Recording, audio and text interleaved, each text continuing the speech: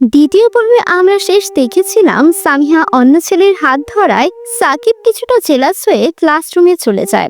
এরপর থেকে যা হয়, কোনো রকমে ক্লাস শেষ করে বেরিয়ে আসলাম। তারপর আরো অন্য ক্লাসগুলোও শেষ করলাম। কলেজ ছুটি হওয়ার পরে বাইরে আসার পর দেখি সামিয়া আপু আর ওই ছেলেটা বেরিয়ে আসছে। তখন আমি তাদের সামনে গিয়ে বললাম, সামিয়া, তোমার সাথে আমার কিছু পার্সোনাল কথা আছে। ওই ছেলে বলল, সামিয়া, আমি কি থাকবো নাকি চলে যাব? আপনি চলে যান। ওই ছেলে বলল, ঠিক আছে সামিয়া, তুমি থাকো, আমি বাসায় গেলাম। না ফারহান, দুজনে একসাথে যাব। স্যার, আপনি কি কথা বলবেন বলুন। আমি তোমার সাথে একা কথা বলতে চাই। আমার হাতে সময় নেই, আমার বাসায় যেতে হবে। তাড়াতাড়ি বল, কি বলবি? ঠিক আছে, যেহেতু তোমার তাড়া আছে তাহলে আর বলবো না, তুমি যেতে পারো। সামিয়া আর কোনো কথা না বলে ফারহানের সাথে কলেজ থেকে বেরিয়ে গাড়ি নিয়ে বাসায় চলে গেল। সামিয়ার কথাগুলো শুনে অনেক কষ্ট পেলাম।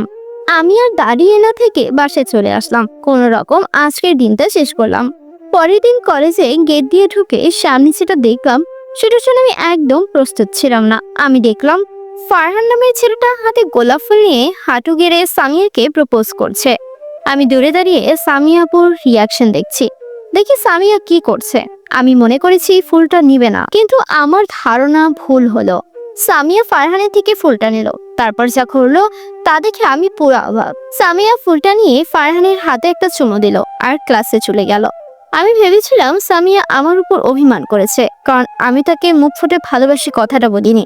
কাল কলেজে আসিনি, আমাকে কষ্ট দেওয়ার জন্য এমন করছে। কিন্তু না, সামিয়া আমাকে ভালোবাসে না, কোনোদিন ভালোবাসিনি। আমার সাথে অভিনয় না করলেও পারত। তারপর আমি কলেজ থেকে বেরিয়ে পড়লাম। চোখ থেকে জল টপ টপ করে পড়ছে। চোখের জলে কোনো বাধা মানছে না, কারণ আমি যে সামিয়াকে বড্ড ভালোবেসে ফেলেছি। কেন জানি মনে হচ্ছে পৃথিবীর সব থেকে দামি জিনিসটা হয়তো আমি হারাতে চলেছি। সামিয়াকে যে পাহনের মতো ভালোবাসি, সেই প্রথম দেখাতেই আমি তাকে ভালোবেসে ফেলেছে, কিন্তু কখনো মুখ ফুটে বলার সাহসটা পাইনি। তারপর কলেজের একটু দূরে একটা পার্ক আর লেক আছে, সেখানে গেলাম। গিয়ে একটা বেঞ্চে বসলাম। সামিয়ার কথা ভাবতে ভাবতে বারবার চোখ ভিজে যাচ্ছে। আমি কি দোষ করেছিলাম ভালোবেসে? সে নিজেই তো আমার কাছে এসেছিল ভালোবাসা নিয়ে। আমাকে ধোকা না দিলেই পারতো। এখান থেকে উঠে যাওয়ার শক্তিটুকু নেই বাসায় যাওয়ার। সেই বুঝে এই অনুভূতিটা যে চোখের সামনে ভালোবাসার মানুষকে অন্যের হতে দেখে। এভাবে ওখানে শুয়ে ঘুমিয়ে পড়লাম। আর এদিকে বাসায় রাত গেল, কিন্তু আমার ফেরার কোনো নাম গন্ধ নেই। সবাই চিন্তিত হয়ে যায়। আম্মু আমার সব বন্ধুকে কল দেয়, কিন্তু কোনো খোঁজ পায়নি। আম্মু তো কান্নাই করে দিয়েছে। তারপর আকাশকে কল দিয়ে সব বলে। তখন আকাশ বলল, আচ্ছা আন্টি, আপনি চিন্তা করবেন না, আমরা দেখছি। তখন আকাশ সামি আপুদের বাসায় যায়। প্রথমে সামি আপুর বাসায় গিয়ে আকাশ সামি আপুকে বলে, আপু, আপনার সাথে সাকিব আজকে গিয়েছিল? মা, কেন? সকাল থেকে সাকিবকে খুঁজে পাওয়া যাচ্ছে না। আপনার সাথে কি ওর কিছু হয়েছে? কাল থেকে আজ পর্যন্ত সব খুলে বলে কাঁদতে লাগলো সামিয়া। প্লিজ কান্না করবেন না, আমি ওকে খুঁজতে যাচ্ছি। আমিও যাব তোমার সাথে। আপনি যে কি করবেন? আপনি বাড়িতেই থাকুন, ওকে পেলে জানিয়ে দেব। না, আমি যাব ওদের বাসায়, এই বলে কাঁদতে লাগলো। তারপর আকাশ অনেক বুঝিয়ে সামিয়াকে তাদের বাসায় রেখে আমাকে খুঁজতে বের হলো, কিন্তু আমাকে খুঁজে পায় না। আমার জান্নাত কান্না করেই দিয়েছে। আমি যেখানে আছি সেটা বাসা থেকে প্রায় 2-3 কিলো দূরে, তাই এত দূরে কেউ খুঁজতেও আসেনি, আমাকে কেউ পায়ওনি। এভাবে রাত 2টা বেজে যায়। হঠাৎ বৃষ্টি পড়তে শুরু করে। বৃষ্টির ফোঁটায় আমার ঘুম ভেঙে যায়। আর তাকিয়ে দেখি চারিদিক অন্ধকার, কোনো বাড়ি দেখা যায় না। আমি বুঝতেও পারছি না আমি এখন কোথায় আছি। আসলে এটা সবার ক্ষেত্রে হয়, হঠাৎ ঘুম ভেঙে গেলে নিজে কোথায় আছি সেটা আবিষ্কার করতে পারি না। তখন মনে পড়লো, আরে আমি তো আমার বাসায় নেই। তখন মনে পড়লো সকালের কথা। এসব মনে পড়তেই মনে একটা ভয় বিরাজ করতে লাগলো। আশেপাশে কোনো বাড়িঘর নেই, বৃষ্টিও পড়ছে অনেক, সারা শরীর ভিজে গেছে। এরকম একটা খোলা জায়গায় আমি একা, খুব ভয় করছে। আশেপাশে কোনো বাড়িঘর নেই, বৃষ্টিও পড়ছে। তখন আমি আবার সেই বেঞ্চে শুয়ে পড়লাম আর মনে মনে ভাবতে লাগলাম, একা একা এই রাস্তা আমি কোথায় যাব? মোবাইলটাও ভিজে গেছে। রাত তখন 2:30 বাজে। ভাবলাম, ভিজেই যখন গিয়েছি তখন আরো ভিজতে সমস্যা কোথায়? তখন চোখ বুজে আবার শুয়ে পড়েছি। বাতাস বইতে লাগলো আর বৃষ্টি তো আছে। বৃষ্টির এক একটা ফোঁটা কপালে পড়ছে, মনে হচ্ছে কপাল ফোঁটা হয়ে যাচ্ছে। তবুও চোখ বন্ধ করে শুয়ে আছি। এভাবেই সকাল হয়ে গেল। সারা রাত বৃষ্টিতে ভিজে শরীর একদম বরফের মতো হয়ে গেল। মনে হচ্ছে এখনই জ্বর আসবে শরীরে। তারপর উঠে বাড়িতে যাওয়ার জন্য হাঁটতে রাখলাম। ঠিক মতো হাঁটতেও পারছি না, কোনো রকমে বাড়িতে গিয়ে পৌঁছালাম। কলিং বেল বাজাতেই আম্মু এসে দরজা খুলে দিল। আমাকে এমন অবস্থা দেখে আম্মু বলল, কি রে বাবা, তুই সারা রাত কোথায় ছিলি, আর তোর শরীর এরকম ভেজা কেন? কিন্তু আমার শরীরে প্রচন্ড জ্বর, যার কারণে কথা বলতে পারছি না। তখন আমি আম্মুর কথার জবাব না দিয়ে নিচের রুমে চলে আসলাম, আর এই অবস্থায় খাটে শুয়ে পড়লাম। তখন আম্মু আমার শরীরে হাত দিল, আর দেখতে পেল শরীর জ্বরে একদম পড়ে যাচ্ছে। তখন আম্মু আর আব্বু আমার জ্বর মাপলো, দেখো স্বাভাবিক জ্বর না, মানে অনেক জ্বর শরীরে। তখন আম্মু একটু চিন্তিত হয়ে গেল, এত জ্বর শরীরে আর গায়েও ভেজা কাপড়। তখন আম্মু আমার বন্ধু আকাশকে কল দিল যাতে সে বাসায় আসে। 10 মিনিট পর আকাশ আমাদের বাসায় আসলো আর আমার ড্রেস চেঞ্জ করলো। এর ভেতরে আম্মু আমার কপালে জল পটিয়ে দিতে লাগলো, কিন্তু কিছুতেই কিছু হচ্ছে না, মানে জ্বর শুধু বেড়েই যাচ্ছে। এক সময় আমার শরীরে খিঁচুনি উঠতে শুরু করে। তখন তারা আর অপেক্ষা না করে আমাকে একটা হাসপাতালে নেওয়ার সিদ্ধান্ত নেয়। তারপর একটা গাড়িতে করে আমাকে হাসপাতালে নিয়ে যায়, আর ডাক্তার চেক আপ করে বলে, আচ্ছা, একটা লোক বৃষ্টিতে এতটা ভিজতে পারে? আপনারা কোথায় ছিলেন? মানে কি আর বলবো। এদিকে আকাশ সামিয়াকে কল করলো, আমার সম্বন্ধে সব বলেছে। আমি গতকাল রাত এ বাসায় ফিরিনি, সারা রাত বাহিরে বৃষ্টিতে ভিজেছে, এখন জ্বরের কারণেই আমি হাসপাতালে ভর্তি আছি। তারপর সামিয়া বলল, কি, কোন হাসপাতালে আছে? তখন আকাশ থেকে হাসপাতালের ঠিকানা দিল, আর সামিয়া তাড়াতাড়ি একটা রিক্সা নিয়ে হাসপাতালে যেতে লাগলো।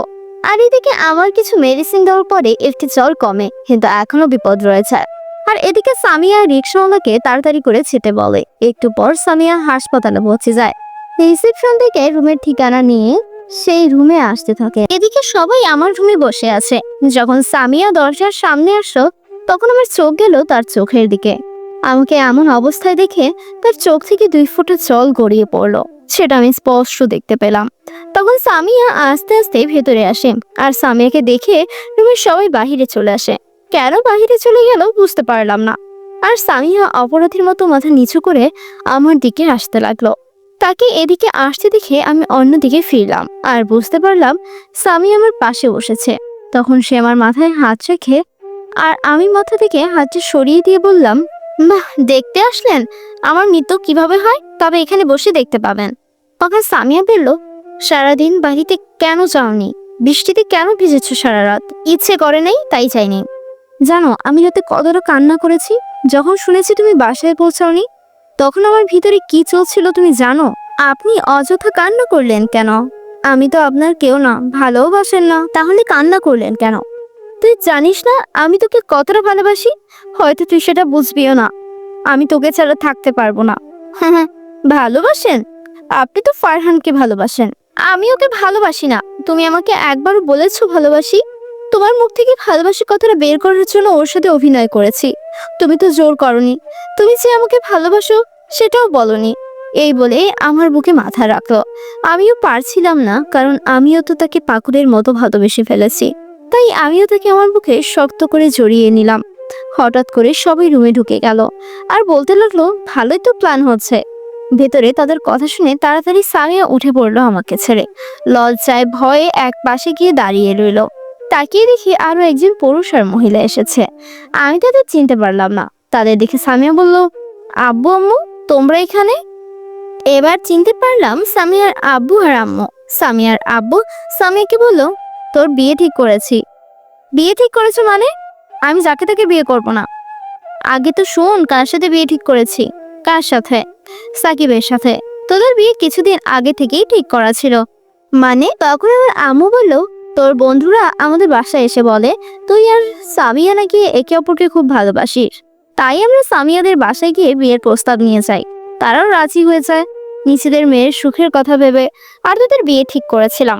আমি তোদের বলতে মানা করেছিলাম, তোদের সারপ্রাইজ দেওয়া যাক, তাই তোদের বলিনি।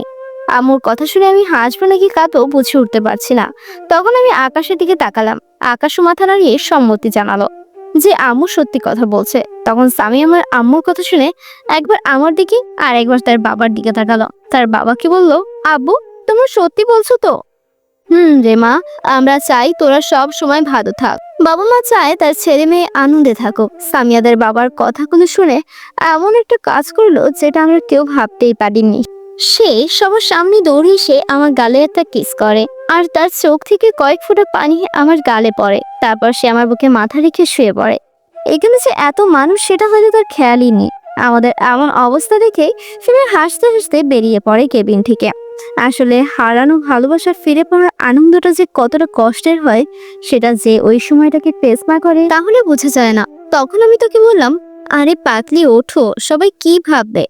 তখন সে আমার বুক থেকে মাথাটা ওঠায় আর আমাকে 12টা পর্যন্ত হাসপাতালে রাখা হয়। তারপর বাড়িতে নিয়ে আসা হয়। আমাদের বিয়ের ডেট আগামী শুক্রবার ঠিক করা হয়। 2 দিন লাগলো আমার সুস্থ হতে। এই 2 দিন স্বামী আমাদের বাসায় ছিল। শুধু রাত বাদে সারাক্ষণ সে আমার সাথে ছিল। এভাবে আমাদের বিয়ের দিন চলে আসে। আজ আমাদের বিয়ে। আমি বয়সে যে বসে আছি। ইস, কত মানুষ আসছে ছবি তুলতে। কেমন যেন লজ্জা লাগছে। পরিচিত অপরিচিত সবাই আসছে ছবি তুলতে। এই সময় কোথায় আমার বন্ধুরা একটু আমার পাশে বসবে তা না, তারা মেয়েদের সাথে টাঙ্কি মারতে ব্যস্ত। এই জন্যই বলি বিপদের সময় বন্ধুদের কাছে পাওয়া যায় না। এভাবে আমার বিয়েটা হয়ে গেল। কবুল বলার সময় মনে মনে বললাম, রাফি রে, আজ থেকে তোর স্বাধীনতা শেষ রে। বউয়ের গোলাম হয়ে যাবি রে। কাপড় ধুয়ে ধুয়ে জীবন শেষ হয়ে যাবে। এভাবে বিয়ে শেষ হয়ে গেল আর রাতও হয়ে গেল।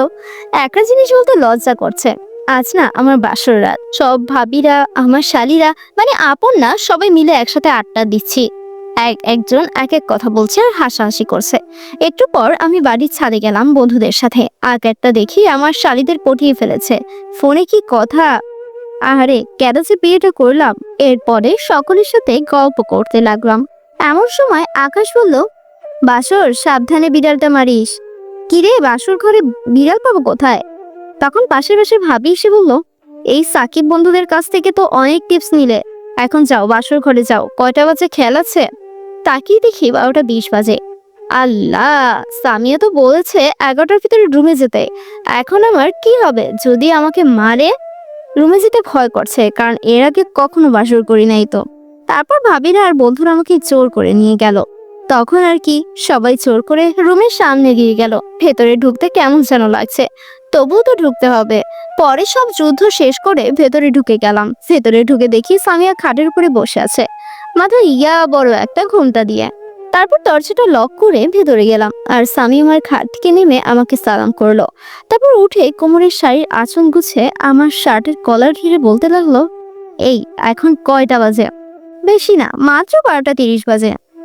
এটা মাত্র, তাই না? তোকে কখন আসতে বলেছি? আচ্ছা, আমার ভুল হয়ে গেছে। এখন আমার একটা কাজ আছে, সেই কাজটা করতে হবে। ডিস্টার্ব করো না।